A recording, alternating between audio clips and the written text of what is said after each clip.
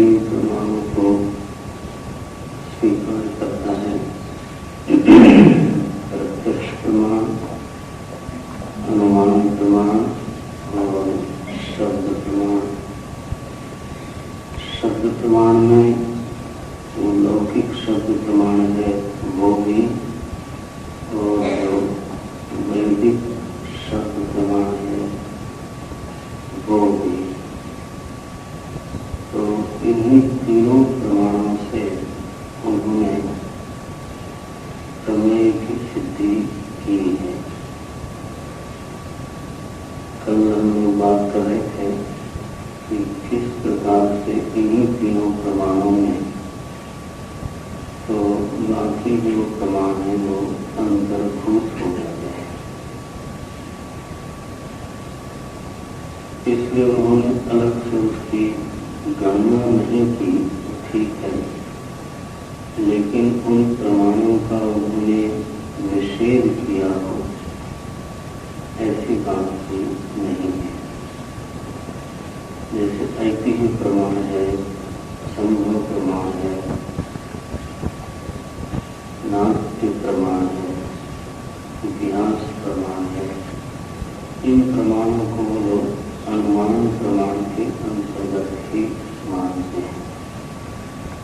मैंने बात तो सही है कि अगर कोई मुद्रा दिखाता है बुलाने की तो प्रत्यक्ष तो इतना ही है कि एक व्यक्ति हाथ चला रहा है, लेकिन देखने वाले के मन में अनुमान होता है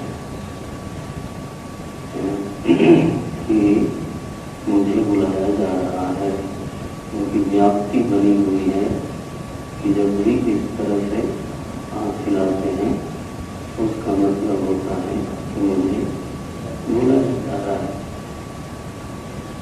तो वास्तव में मुद्रा प्रमाण कोई अलग से प्रमाण हो है ऐसा गणना करने की जरूरत नहीं है, लेकिन है वो प्रमाण। प्रमाण का निषेध करने का सांख्य दर्शन का कोई विचार नहीं है। इसी तरह से इतिहास में भी जो प्रमाण है, इतिहास तो अनुमान पर बहुत ज्यादा आधारित है। तो इतिहास में जब किसी राजा ने ऐसा कदम उठाया तो ये परिणाम निकला, तो आगे भी अगर कोई ऐसा कदम उठावे तो अनुमान होगा कि फिर ऐसे ही परिणाम प्रकट होंगे। अनुमान प्रमाण सांख्य दर्शन में बहुत व्यापक है। ध्यान में क्यों नहीं रखना है कि किसी भी प्रमाण का उन्होंने निषेध नहीं किया, लेकिन गणना तीन की रखी है। और प्रत्यक्ष के स्थान पर उन्होंने जो शब्द रखा वो है दृष्ट। दृष्ट प्रमाण, अनुमान प्रमाण और आप्तवचनम। तो लौकिक शब्द प्रमाण में भी बोलने वाला अगर आप्त न हो तो उसको फिर हम प्रमाण नहीं बोल सकते। झूठे आदमी की बात को प्रमाण के रूप में स्वीकार नहीं करता, कोई भी नहीं करता। सभी लोग पूछते हैं कहने वाला कौन, किसने कहा उसने। जब ये प्रश्न आता है तो उसका मतलब ये है कि हम जानना चाहते हैं कि जो वचन है ये सही जगह से आया है, आप्त वचन है अथवा तो ये मिथ्या वचन है, साधारण वचन है। उन्होंने शब्द प्रमाण की जगह पर जो शब्द रखा है वो है आप्त वचनम। तो ये प्रमाण मीमांसा हुई। तत्व मीमांसा में खलास लोग देख रहे थे, तत्व मीमांसा में दो ही तत्व स्वीकार करने चाहिए ऐसा उनका कहना है। तत्व ऐसा है तो जो कार्य कोटि में नहीं आता, जिसका आरंभ नहीं हुआ, जो बना नहीं है और इसलिए वो बिगड़ेगा नहीं।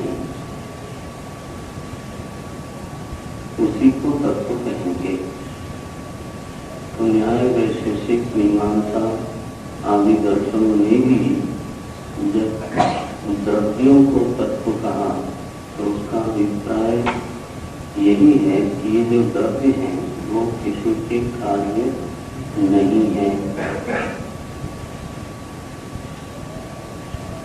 तो कार्यत्व किसी में अगर आ गया तो उसको फिर हम तत्व नहीं बोल सकते। उसका कारण क्या है? उसका आरंभ होगा, कार्य माने ही जिसका आरंभ हुआ, जिसका आरंभ हुआ फिर उसका विनाश अवश्य होगा। तो जो उत्पत्ति धर्म सहित है, विनाश धर्म सहित है, उसको तत्व की संज्ञा नहीं दी जा सकती।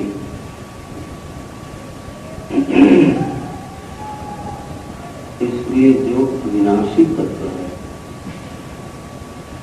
जो अज तत्व है, जिसकी उत्पत्ति नहीं हुई, उसी को तत्व कहते हैं। वो कितने हैं? कितने ऐसे तत्व हैं जिनकी उत्पत्ति नहीं हुई? कितने ऐसे तत्व हैं जिनका विनाश नहीं होता? ये विचार करने की बात है। तो जिसको विज्ञान में एलिमेंट्स बोलते हैं, कितने? 108 एलिमेंट्स हैं।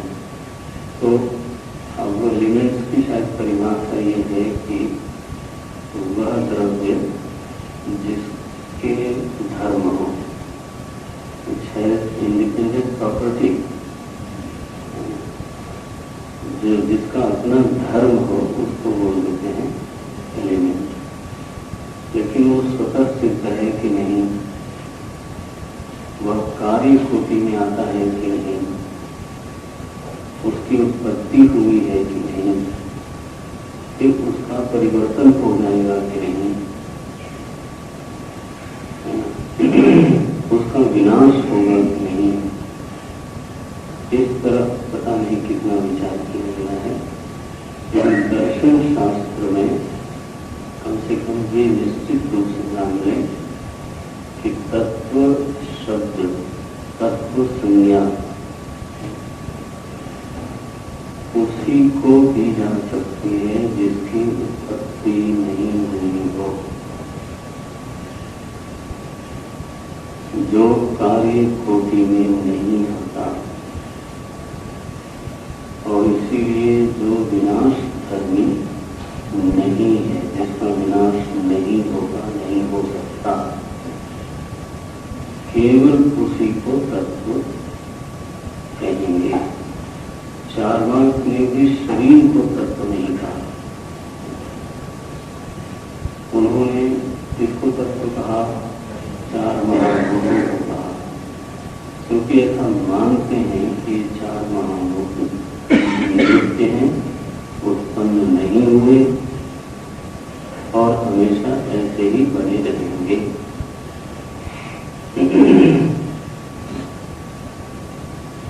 तो कम से कम ये बात साफ हो। अब सांख्य दर्शन की महिमा ये रही कि इन्होंने ये सिद्ध किया, इनका ये निर्णय निकला कि जिनको लोगों ने तत्व तत्व कहकर के गिना है, 9 द्रव्यों को अथवा 11 द्रव्यों को, वो सभी के सभी कार्य कोटि में आते हैं। उनमें से ऐसा कोई नहीं है जिसकी उत्पत्ति नहीं हुई। यहाँ तक कि काल की उत्पत्ति भी हुई, दिक् तत्व की भी उत्पत्ति हुई, पंचमहाभूतों की भी उत्पत्ति हुई, मनस तत्व की भी उत्पत्ति हुई है। आत्मा की उत्पत्ति नहीं हुई, उसी को उन्होंने कहा पुरुष। तो पुरुष एक तत्व है, दूसरा तत्व है प्रकृति। प्रकृति क्या है? बोले एक मूला प्रकृति है। भेद करने संस्कृत शब्द दिया है मूला प्रकृति है। मूला प्रकृति का अभिप्राय होता है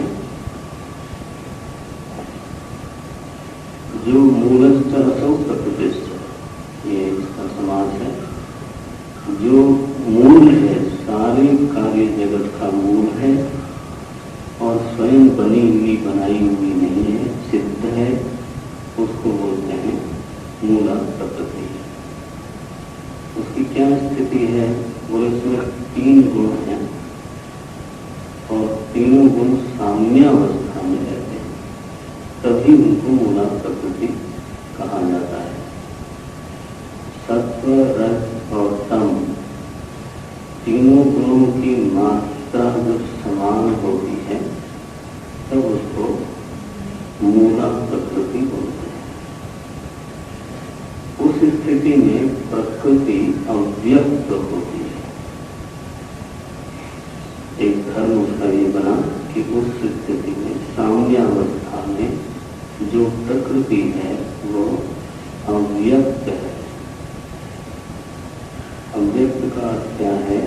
न व्यज्यते प्रमाणैः, न व्यज्यते कैश्चित् प्रमाणैः इति अव्यक्तम।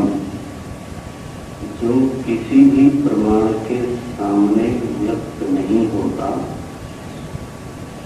व्यक्त नहीं होती, उसको अव्यक्त बोलते हैं।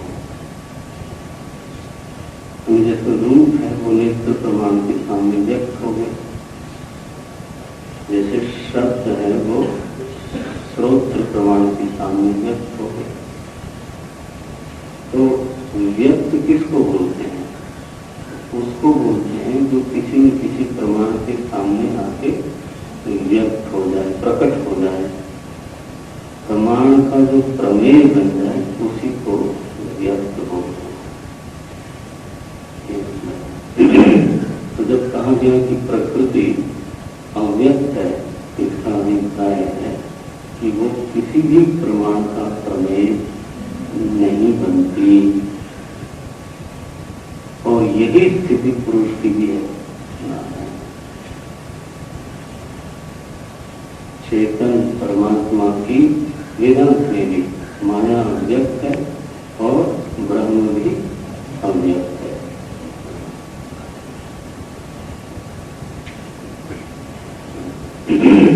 अव्यक्त शब्द का व्यवहार दोनों के लिए ही किया जाता है। तो साम्यावस्था में प्रकृति अव्यक्त है। एक सत्ता होगी अव्यक्त। अब यह जो अव्यक्त सत्ता है वो अनादिकालीन जीवों के कर्मों के परिपाक होने पर शुद्ध होती है। वो जो कर्म है वही हेतु बनते हैं उसकी साम्यावस्था को शुद्ध करने के लिए। एक तो उसमें अंतर्गत रजोगुण विद्यमान है, लेकिन रजोगुण स्वयं शुद्ध नहीं हो सकता। साम्यावस्था स्वयं विषम अवस्था में परिणत नहीं हो सकती। उसको प्रकृति से भिन्न किसी और निमित्त की आवश्यकता अवश्य ही होगी। तो यह बात जाननी है कि उनके यहाँ भी जगत अनादि है, कृत नहीं है। जीव अनादि है, जीव को पुरुष होते हैं। प्रकृति पुरुषम चैव विद्यनादि उभावती, भगवद गीता में आया। भगवद गीता में ऐसे बहुत से श्लोक हैं जिसको सांख्य दर्शन अपने समर्थन में देख सकता है वो वेदांत के। क्योंकि वेदांत का जो दृष्टि विचार है वो सांख्य दर्शन से मूल में थोड़ा भिन्न है, बाकी लगभग समान है। हम आएंगे उस पर।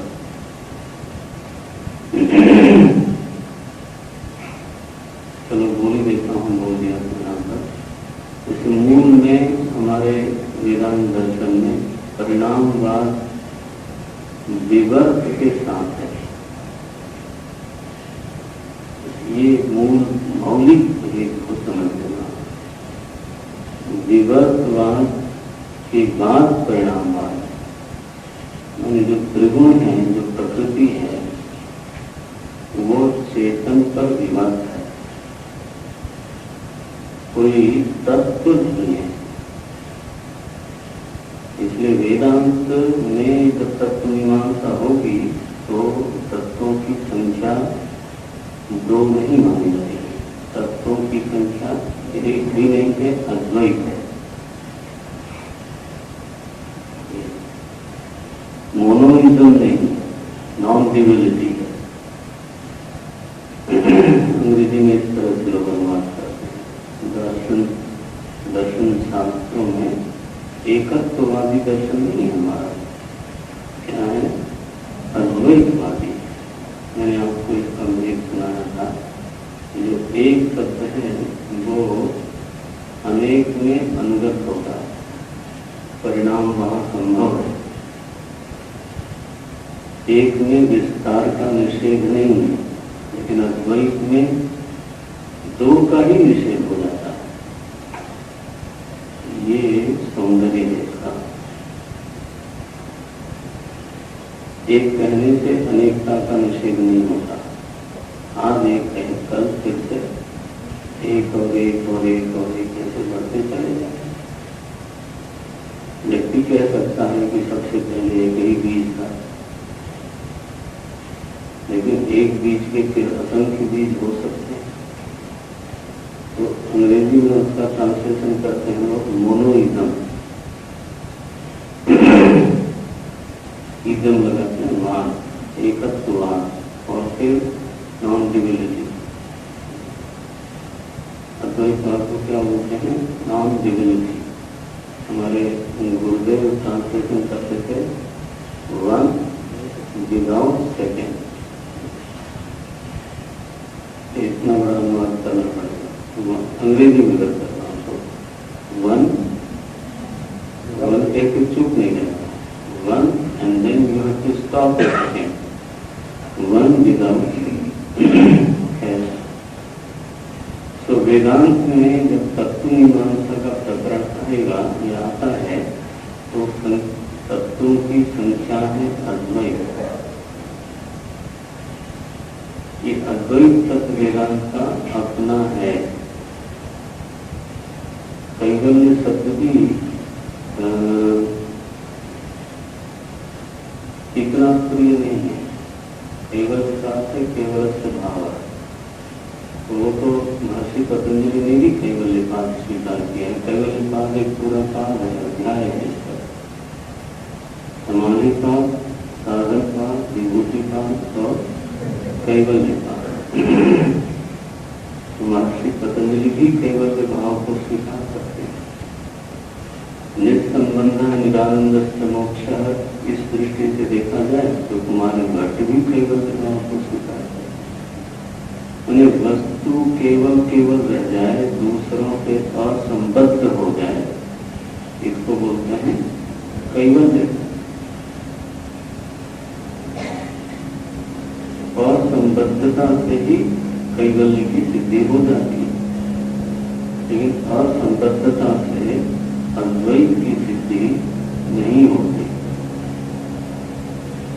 अद्वैत का अभिप्राय होता है दूसरा है नहीं। संबंध का निषेध नहीं है, बल्कि दूसरे की सत्ता का ही निषेध है। ये बहुत बड़ा भेद हो जाता है। इसलिए वहां अद्वैत वेदांत में ये जो त्रिगुण है, जिसको प्रकृति कहिए, माया कहिए, ये विभक्त है, स्वतंत्र सत्ता नहीं है। और इस विभक्त त्रिगुणात्मक प्रकृति में फिर परिणाम वैसे ही होते हैं जैसे सांख्य के मत में है। माने वेदांत में भी फिर माया में महातत्व की उत्पत्ति होती है परिणाम हो करके। अहंकार की उत्पत्ति होती है परिणाम हो करके। पंच महाभूतों की उत्पत्ति में सारी प्रक्रिया उत्पत्ति की फिर वही की वही होती है जो सांख्य दर्शन की है। तो वेदांत में भी फिर उत्पत्ति प्रकरण में, सृष्टि प्रकरण में संख्या कितनी हो जाएगी? 25 होगी। जैसी वहां है वैसी यहाँ। इसीलिए कपिल भगवान ने जो उपदेश किया माता जी को, तो वहां 25 तत्वों की गणना की। इसका मतलब ऐसा नहीं है कि वो ईश्वर कृष्ण वाला सांख्य वहां पर भी है, ऐसा नहीं। देखो तो ये एक थोड़ा सा क्या, ये बहुत मौलिक चीज है हमारे सारे वेदांतों में जो रामानुजाचार्य जी का वेदांत है अथवा वल्लभाचार्य जी का है, माधवाचार्य जी का, सबने परिणामवाद को स्वीकार किया, विवर्तवाद स्वीकार नहीं कर पाते। तो मैं गोस्वामी जी को सुना दूं, क्योंकि ये समाज में जो लोग दर्शन का इतना अध्ययन नहीं करते हैं, तो कई बार ऐसा उनको लगता नहीं है कि गोस्वामी जी अद्वैत वेदांत के आचार्य हैं, क्योंकि उनकी दीक्षा कहाँ हुई थी? रामानंदी संप्रदाय है। और रामानंद संप्रदाय रामानुजाचार्य जी का ही एक रूप है, विशेषता है। असल में गोस्वामी जी को तो एक दर्शन के दायरे में लाना ठीक नहीं है, जैसे वेद को, जैसे गीता को, जैसे अद्वैत वेदांत को। असल में ये एक दर्शन नहीं है। सारे दर्शनों को मानते हुए चरम प्रतिपाद्य ये है, ऐसा बोलते हैं। अद्वैत वेदांत, ध्यान में रखना इसको, अद्वैत वेदांत किसी दर्शन का विरोधी नहीं है। कारिकाकार ने मांडू के तो साथ साथ लिख दिया, तेषाम अयम न विरुध्यते। ये जो दूसरे दर्शन है वो परस्पर विरोध करते हैं, लेकिन वेदांत का किसी के साथ विरोध नहीं है। हम इस बात को बिल्कुल मानते हैं कि आपकी बात उस धरातल पर सही है। ऐसा थोड़ा है कि हम चार बार का खंडन करते हैं। क्यों करेंगे खंडन? देह के स्तर पर जो भी वो बात कहते हैं, जितनी उनकी सोच है वो सराहनीय है। अगर वो कहते हैं इस नैतिकता में जीना है और कहते हैं कि लौकिक विद्या से विद्वान होना चाहिए, तो ठीक, वो तो सही है।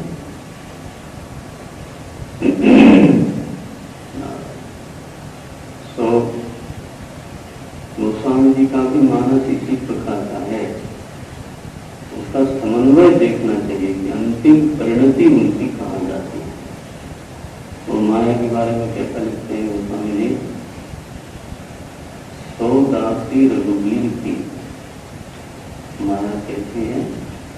बोले वो स्वतंत्र नहीं है, वो दासी है। किसकी? भगवान की। तो दासी रघुवीर की समुझे मिथ्या सोगी, ध्यान देना। और ज्ञान हो जाए तो वह जो माया है वो दासी भी नहीं रहती, मिथ्या होती। ये सिवाय अद्वैत वेदांत के किसी में सामर्थ्य नहीं है, सपोर्ट नहीं। पकड़ में है ना?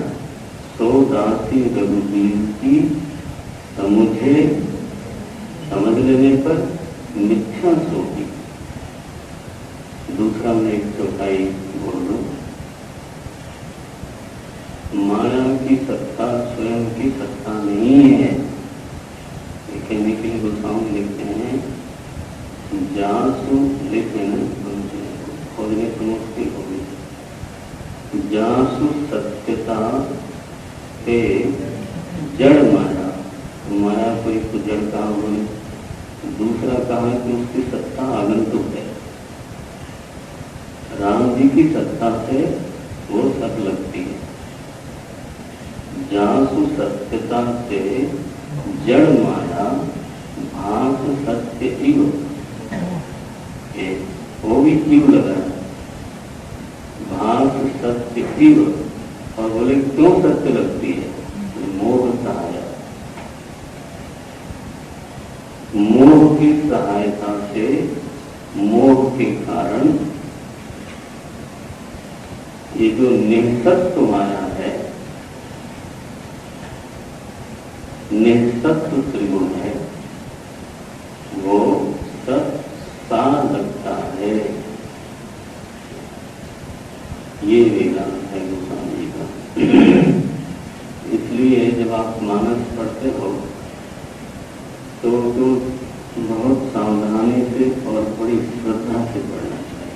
उसमें सिद्धांत बड़े निखर के आए हैं, आप निर्भय होकर के उसका अध्ययन कर सकते हो। ये नहीं कि कहीं गोस्वामी जी दर चले जाए। आप तो वचन है, वो बोलने वाला कौन है? वो कोई मनोरंजन करने वाला नहीं है, महापुरुष। तो ये भेद है सांख्य में और वेदांत में, मौलिक भेद, इसको ध्यान रखना चाहिए। तो परिणाम हुआ, तो परिणाम जब अव्यक्त में हुआ तो क्यों हुआ, ये प्रश्न है। बोलते हैं क्योंकि जीव अनादि है, सृष्टि ही अनादि है। तो उन जीवों के कर्मों का जब परिपाक हुआ तो मूल कर्मों के कारण जब वो फलोन्मुखी हो गए तो उन कर्मों के कारण प्रकृति क्षुब्ध हो गई। क्षुब्ध हो गई, विषम अवस्था को प्राप्त हो गई, विषम अवस्था को प्राप्त हो गई, साम्य अवस्था छूट गई। और फिर विकृति शुरू हुई। तो परिणमन प्रक्रिया जब आरंभ हुई तो 7 ऐसे पदार्थ हैं जो प्रकृति विकृति के रूप में सामने आते हैं। उसमें है पहला महातत्व, दूसरा है अहंकार, तीसरा है 5 तन्मात्राएं। तो इस तरह से 7 जो तत्व हैं, 7 जो पदार्थ हैं, वो सिर्फ प्रकृति नहीं कहलाते बल्कि प्रकृति विकृति, दोनों शब्द बोलना पड़ेगा, प्रकृति विकृति। और फिर इन्हीं 7 से आगे जब परिणाम शुरू हुआ, पंच तन्मात्राओं में जब परिणाम हुआ, तब पंच तन्मात्राओं के तत्वांश से इंद्रियां और मन बने, राजस्थान से कर्मेंद्रियां और प्राण बने। तो वेदांत की जो प्रक्रिया है वो वही की वही। और तामसांश से ये 5 महाभूत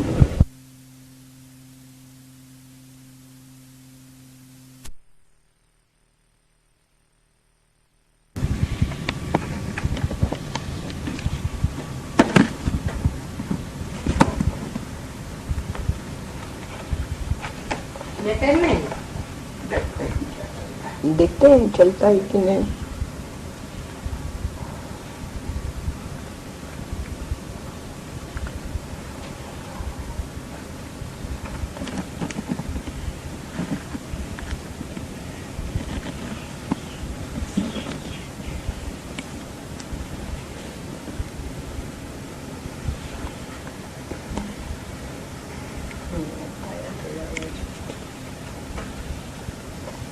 वो कारण है,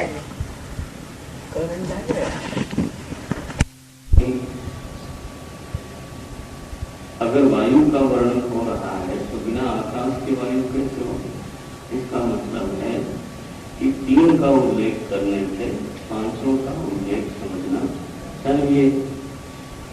तो क्योंकि वहां उल्लेख 3 का हुआ है, इसलिए जो वहां परस्पर तीनों का मिलन हुआ उसको वेद ने कहा त्रिवृत्तिकरण। छांदोग्य में पूछा जाता है त्रिवृत्तिकरण।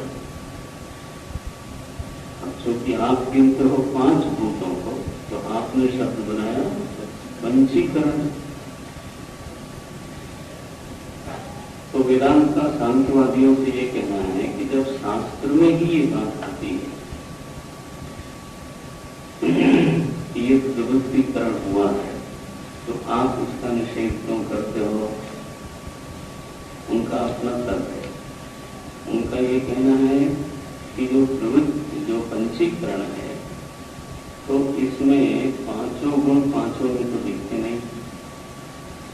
अगर 5 का परस्पर मिलन हुआ है, तो आकाश में भी 5 गुण प्राप्त होने चाहिए, वायु में भी 5 गुण प्राप्त होने चाहिए, वो तो दिखता नहीं।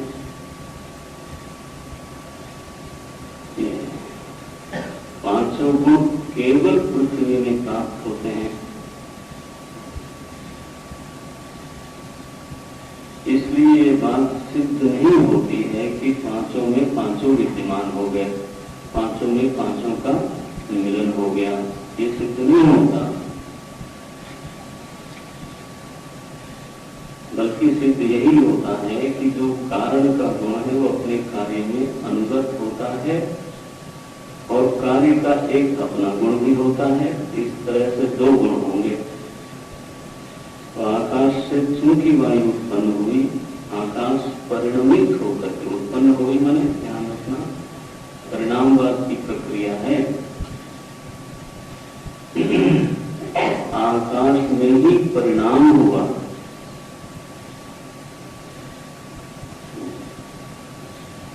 और उस परिणाम से वायु प्रकट हुई।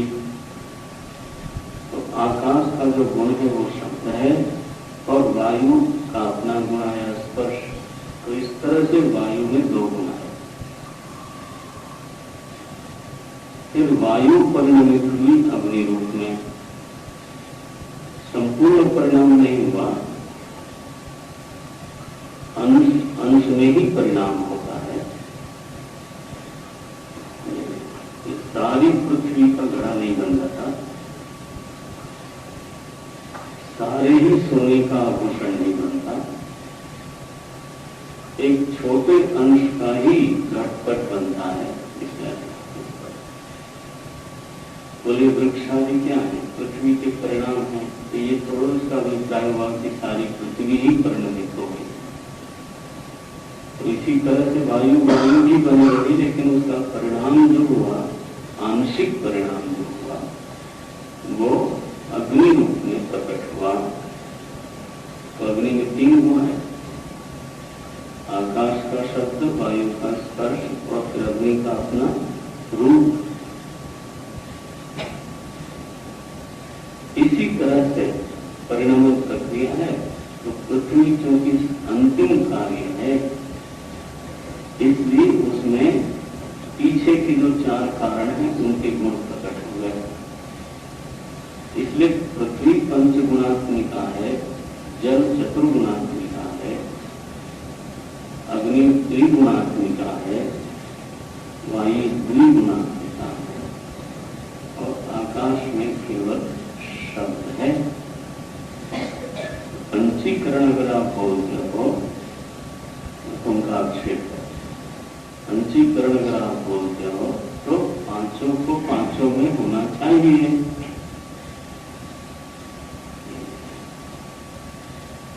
इसलिए पंचीकरण तो नहीं हुआ, ऐसा उनका निर्णय है। अब हम वेदांत का विषय आएगा तब हम इस पर बात कर लेंगे। उनका सिद्धांत आप समझ लो। तो परिणमन प्रक्रिया में ये 5 महाभूत आए, और ये जो 5 महाभूत हैं उनको कहा जाता है विकृति।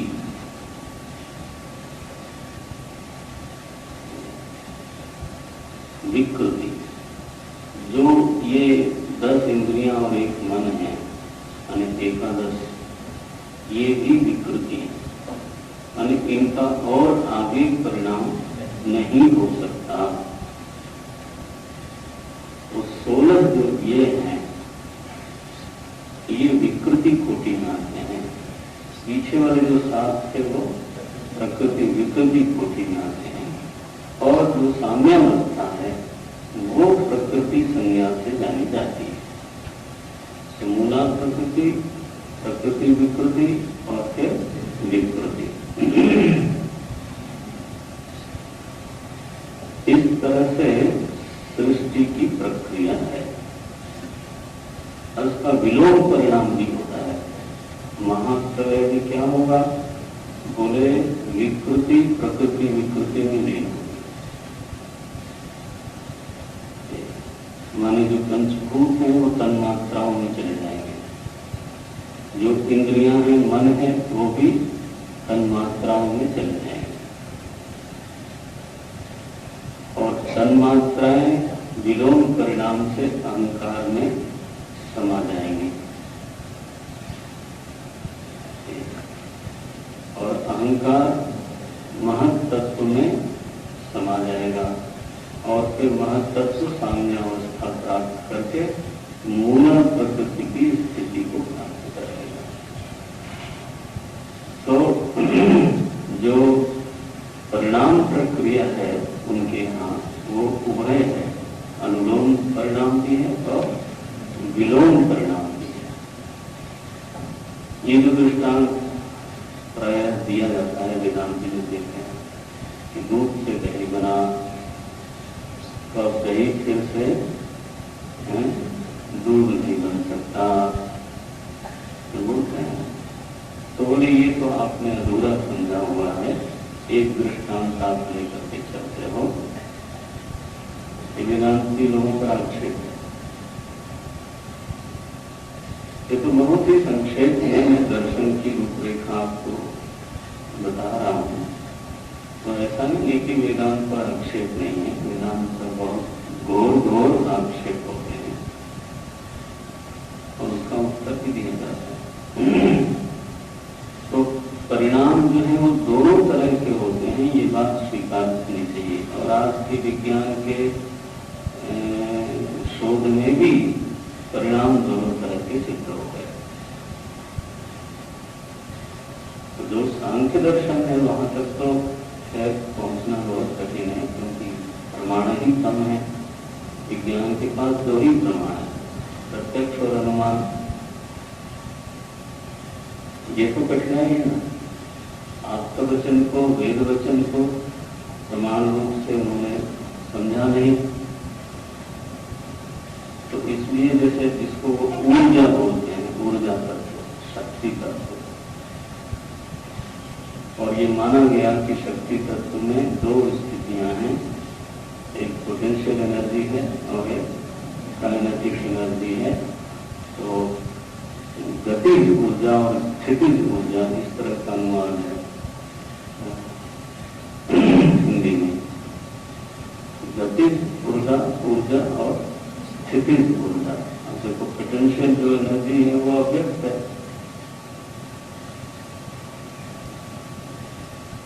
और वही परिणमित होती है गतिज ऊर्जा में, काइनेटिक एनर्जी। और इतना ही नहीं, वही परिणमित होती है बाद में मैटर में। जो स्थूल भूत है वो भी ऊर्जा के अलावा मुझे बताया गया कि कुछ नहीं है। ये जो पंखा है ना, पंखा की ब्लेड में, तो एक ब्लेड मैटर आपको दिखता है, तो वो भी ऊर्जा का ही एक रूप है। उसमें पोटेंशियल ऊर्जा है, और जो इलेक्ट्रिकल ऊर्जा है जो जिसके द्वारा चल रही है वो काइनेटिक एनर्जी है।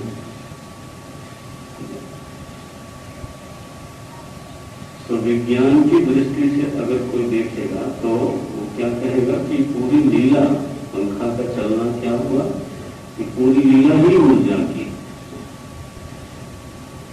एक गतिशील ऊर्जा दिखाई देती है, और जहां आपको मैटर दिखता है वहां पर दोनों चीजें, मैटर भी है और स्थिति ऊर्जा भी है।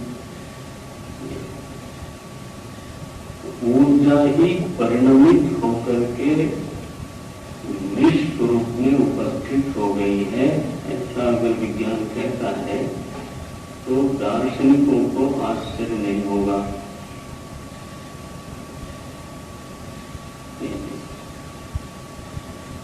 अब इस ऊर्जा में और सांख्य दर्शन की प्रकृति में भेद क्या है?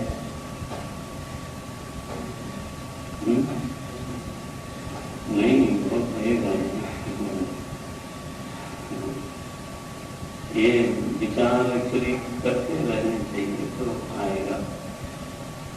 सांख्य दर्शन में अथवा वेदांत ने भी उसको स्वीकार किया, प्रकृति त्रिगुणात्मिका है।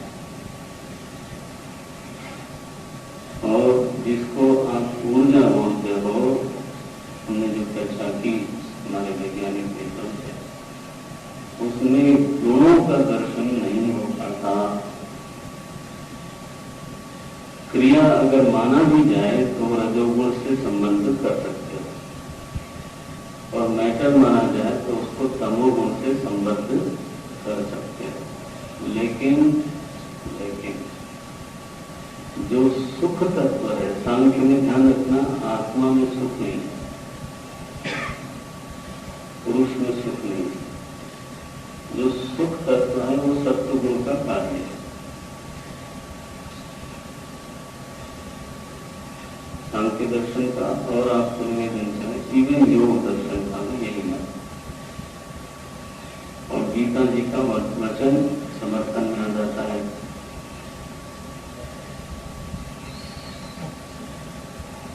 सुखे सत्वम योजयति, ऐसे आता है ना? कैसे है? सत्वम सुखे संजयति कर्मणि भाव। हाँ, सत्वम सुखे संजयति। अथवा दूसरा वाक्य आता है, सुख संगेन बध्नाति ज्ञान संगेन चानघ। तो गीता जी में भी सत्वगुण के आपको इनकी कीमत मालूम पड़ेगी। जैसे जैसे आप इसमें सत्य में प्रवेश पाओगे तब इन वाक्यों की कीमत मालूम पड़ेगी। ये तो सिद्धांत है। सत्वगुण ही इन दो चीजों का कारण बनता है, ज्ञान का और सुख का। अब ये ऊर्जा में नारायण जो ज्ञान तत्व है उसका लोक दिखाई देता है, और जो सुख तत्व है उसका भी लोक दिखाई देता है।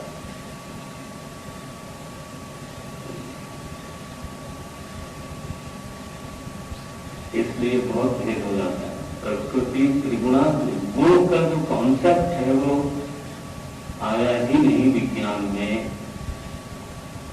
विज्ञान छोड़िए, न्याय, वैशेषिक, मीमांसा, जैन, बौद्ध, 500 दर्शनों में गुण की अवधारणा बनी नहीं, अद्भुत है। उसका कारण शायद आपके वचन को ध्यान से रखा नहीं, अनुमान प्रधान बन गए। क्योंकि गुणों की जो बात है वो वेद में आती है, फिर उस बात का पाचन करने के लिए, उस बात का विवरण करने के लिए अनुमान प्रमाण सहायक हो जाए तो हो जाए। लेकिन जो मूल अवधारणा है, मूल जो प्रमा बनी गुणों की, सूचना मिली गुणों के बारे में, वो वेद भगवान ने दिया। अजाने काम लोहित शुक्ल कृष्णा, और भी बहुत सारे वाक्य। जब तक आत्मवचन का आश्रय न लिया जाए इन गुणों की बात नहीं करना। तो बहरहाल, लेकिन विज्ञान से ये सहायता मिलती है सोचने में कि जो परिणाम है वो अनुलोमी ही नहीं होता बल्कि विलोमी भी होता। इसलिए जो सृष्टि है, जो विकृति परिणाम हो चुका है, वो बाद में फिर से साम्यावस्था में जाकर के प्रकृति भाव को प्राप्त कर सकता है। तो इसी तरह से सृष्टि होती है परिणमन प्रक्रिया से और विलोम परिणमन प्रक्रिया से पुनः महाप्रलय होती है। तो सृष्टि और महाप्रलय दोनों की व्याख्या सांख्य दर्शन में बिल्कुल सुस्पष्ट है और मौलिक भेद करके वेदांत को वो माने हैं, क्योंकि दोनों ही आपके वचन पर निर्भर करते हैं तो दोनों को ही उसकी करते हैं। कभी कभी वेदांत के ग्रंथों में बातें आती हैं तो किसी को लगता है कि ये तो सांख्य के वचन है। जैसे गीता में आया प्रकृति पुरुषम शैव विद्यनादि उभव होती। अब उभव तत्व लिख दिया, दो अनादि तत्व हैं, प्रकृति और पुरुष। अच्छा, सांख्य दर्शन में और योग दर्शन में भी पुरुष को भोक्ता मानते हैं, सुख राहित्य है और चेतन है। अब हम पुरुष की ओर बढ़ रहे हैं। दूसरा जो तत्व है वो है पुरुष। तो कैसा है? तो एक तो चेतन है, सत है, अविनाशी सत है, स्वतः सिद्ध सत है, उत्पन्न नहीं है और विनाश भी नहीं होता उसका।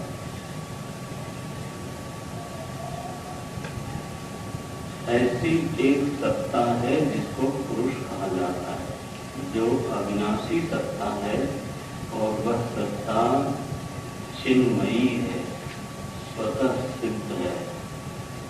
अब मीमांसा दर्शन से उत्कर्ष देखना, उन्होंने कहा कि उस सत्ता में वो सत्ता द्रव्यात्मक है और उस सत्ता में ज्ञान शक्ति विद्यमान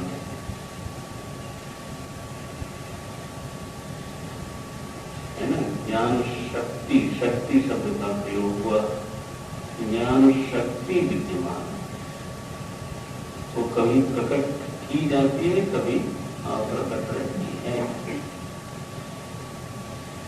जब अप्रकट रहती है तो आत्मा जड़वत रहती है, हालांकि उसमें ज्ञान शक्ति वहां विद्यमान है। आपको सुनाया था कि मोक्ष दशा में भी आत्मा अपने नैजम रूपम, है ना, यदस्य स्वम नैजम रूपम सत्ता ज्ञान शक्ति द्रव्यत्वादि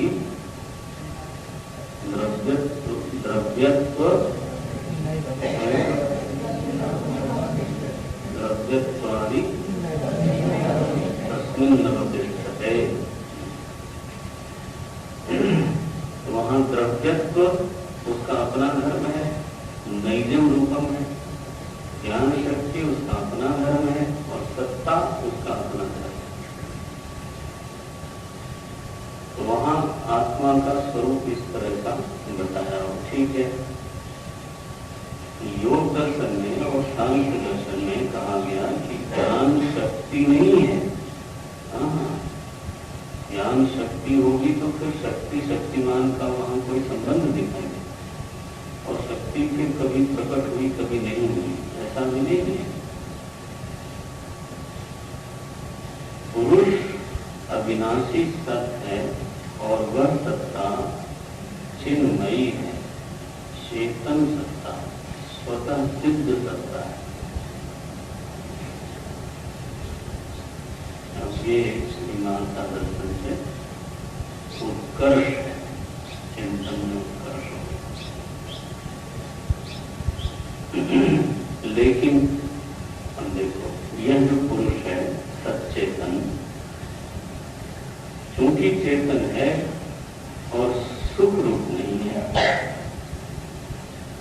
आनंद रूप नहीं है, तो क्या है? बोले फिर ये भोगता है, सुखी होना चाहता है, सुख रूप नहीं है बल्कि सुखी होना चाहता है, सुखी रहना चाहता है। यह जो लालसा है इसी का नाम है भोक्तृत्व। अगर मैं आज सुखी हूं तो इच्छा होगी सुखी रहूं, और अगर आज मैं सुखी नहीं हूं तो इच्छा होगी कि मैं सुखी हो जाऊं। तो सुखी होना और सुखी रहना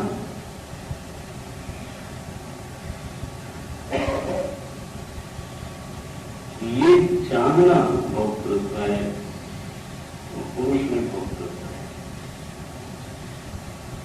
स्वभाव से भोक्तृत्व है। भोक्तृत्व औपाधिक नहीं है बल्कि स्वाभाविक है। अब यहाँ पर वेदांत का बड़ा घोर विरोध है। अब देखो गीता जी में जो पूरा न पढ़े आगे पीछे, तो गीता जी का उदाहरण कोई दे सकता है। वो कहते हैं कार्य करण कर्तृत्व हेतु प्रकृति उच्यते, पुरुषः सुख दुखानां भोक्तृत्व हेतु उच्यते। अभी आई कीमत देखिए, दर्शनों की बारीकियां हैं गीता जी में। दर्शन पढ़ना चाहिए तो सारे दर्शनों का जितना सम्यक ज्ञान हो सकता है होना चाहिए। तो वेदांत किसी एक दर्शन का नाम नहीं है। हमने आपको शुरू में बोला होगा कि शांकर भाष्य समझने का मतलब है कि आपको सारे दर्शन समझना ही है, क्योंकि आप शंकराचार्य जी किस वाक्य में किस मत का निषेध कर रहे हैं और आपको अगर मालूम नहीं है। अभी आपने प्रतिबोध विदितम में देखा कितने दर्शनों का विस्तार है। ईश्वर प्रकरण देखो, वो तो आनंद जी महाराज संकेत करेंगे कि यहाँ भाष्यकार ने इस दर्शन का विरोध किया। अब हमको कुछ मालूम नहीं। असल में वेदांत में जो परंपरा से पढ़ाई होती रही है उसमें तो कम से कम 3 दर्शनों का अध्ययन पूर्व में आवश्यक माना जाता है। न्याय दर्शन, मीमांसा दर्शन और सांख्य दर्शन। इन तीनों दर्शनों के एक एक ग्रंथ को पढ़ा के तब फिर वेदांत में आते। तो ये तो आप लोग 2.5 वर्ष का सत्र कर रहे हो, गनीमत है, भगवान की कृपा है। आजकल क्रैश कोर्स चलते हैं। वेदांत जो है 15 दिन, 10 दिन, मैक्सिमम 3 महीने क्रैश कोर्स। ये समाज बदलता रहता है, परिवर्तनशील समाज है, तो उसमें सब चीजें आती रहती हैं। हम तो वो वही बोलते हैं कि कुछ नहीं से कुछ बना। क्या बोलते हो ये? नहीं वो नंदा बाबा के सुना। हाँ बोलो नंद बाबा, भला वो तो बोलते भला। क्या हो गए? नहीं मामू से कणा मामू भला। जब तक वो ऐसे नहीं आए तब तक से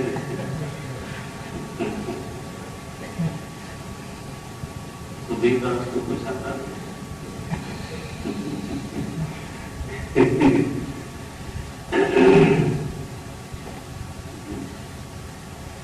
तो कुछ नहीं से कुछ अच्छा होता। तो ये दर्शन की बात भी ये कह रहा हूँ कि जो दर्शन है वो अद्भुत है, मदद करते हैं।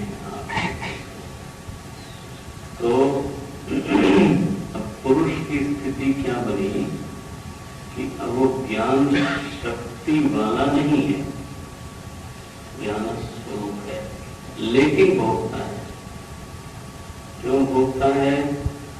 अब जड़ वस्तु तो भोगता नहीं हो सकती, तो न्याय, वैशेषिक, जैन, ये सब लोगों ने मूलतः उसको भोगता नहीं माना। मीमांसा जड़ वस्तु है ना, उनके यहाँ तो आत्मा जड़ है, तो कम से कम एक रोग उसमें नहीं है, भोक्ता नहीं है। इस संबंध निरानंद मोक्ष, प्रपंच विलय मोक्ष, वहां तो ठीक है। लेकिन अब यहाँ एक समस्या आ गई कि पुरुष चेतन है और सुख रहित हो, ये कैसे होगा? ज्ञान, आप अपने को देखो, आप जगे हुए हो या स्वप्न में हो और सुख न चाहो, क्या ये असंभव है? ज्ञानात्मक सत्ता सुख रहित होकर के नहीं रह सकती। लो, ये तो फजीहत हो गई, इससे भला तो फिर जड़ ही था। सत्ता चिन्मयी हो जाए, ज्ञानात्मक हो जाए और उसमें सुख ना हो गए, तो फिर तो भोग बनना पड़ेगा उसको। तो इसलिए भोक्तृत्व है आत्मा में। प्रकृति में क्या है? पूरे प्रकृति में भोग देने का स्वभाव है।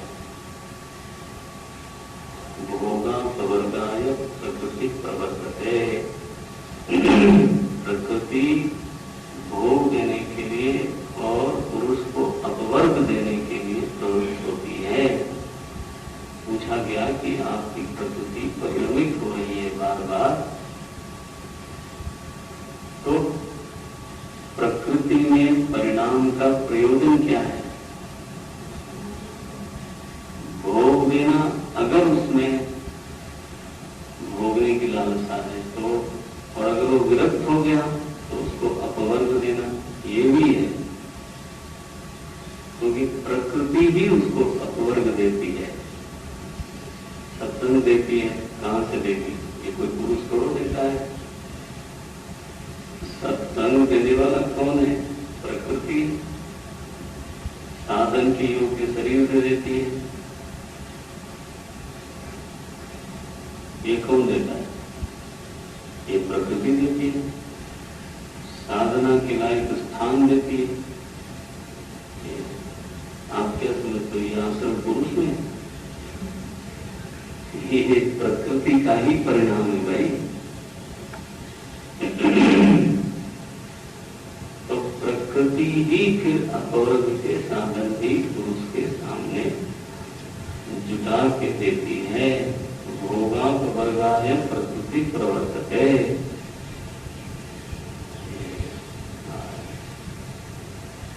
तो बड़ी विचित्र स्थापना हो गई। क्या स्थापना हुई कि प्रकृति में कर्तृत्व है और कर्णत्व है, और पुरुष में भोक्तृत्व है। और ऊपर से समर्थन हो गया गीता जी का। गीता जी में ये बात भगवान ने अपने मुख से कह दी, कार्य करण कर्तृत्व हेतु प्रकृति। तीन चीजों में हेतु प्रकृति। कार्य मन जो निर्माण हुआ, जो परिणाम हुआ, और जिन करणों से हुआ, और करणों का जो प्रवर्तक करता है, तो कर्ता करण और पूर्णमदः पूर्णमिदं पूर्णात् पूर्णमुदच्यते पूर्णस्य पूर्णमादाय पूर्णमेवावशिष्यते। ॐ शान्ति शान्तिः शान्तिः। हरिः ॐ श्री गुरुभ्यो नमः। हरिः ॐ।